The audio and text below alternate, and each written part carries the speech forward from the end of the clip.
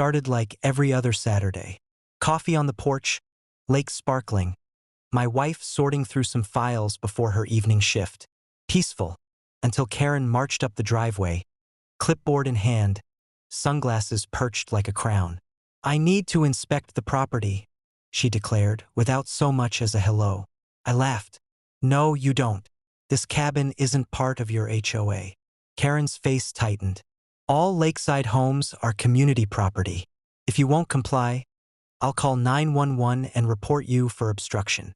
"Go ahead," I said, leaning back in my chair. And she did, right there, stomping to the end of the drive and dialing with righteous fury. I watched, sipping my coffee, while my wife smirked from her seat. Because here's the part Karen didn't know. My wife wasn't just some ordinary neighbor. She was the 911 dispatcher for the entire county. Inside, her headset crackled to life as the call came through. She answered in her calm, professional tone. 911, what's your emergency?" Karen practically screamed into the phone. "Yes. I need officers at Lakeside Cabin number 12 immediately. There's a dangerous trespasser refusing to leave the property. He's threatening me." My wife scribbled something on a sticky note and slid it across the table to me. It read, "It's her. I've got this." Still calm, she replied into her headset. "Ma'am, can you confirm the address?" Karen rattled it off, impatient. "And the suspect?" my wife asked. Karen huffed. "It's a large man. He's aggressive. He's sitting on the porch right now glaring at me." That's when my wife glanced up at me, winked and said, "Ma'am, I can see him. That's my husband. You've just called 911 on the property owner." There was a long pause on the line.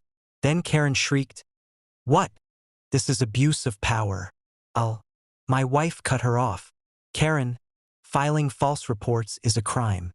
If you don't leave right now, I'll dispatch real deputies to arrest you for harassment and misuse of emergency services." Karen's jaw dropped. Why you can't? But she could, and she did.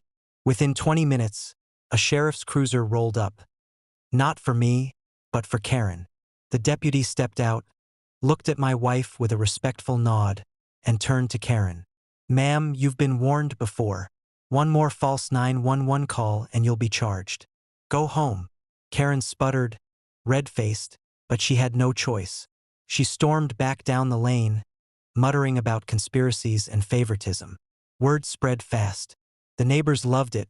Karen had finally outed herself as the woman who literally called 911 on the dispatcher herself. The HOA board wasn't laughing.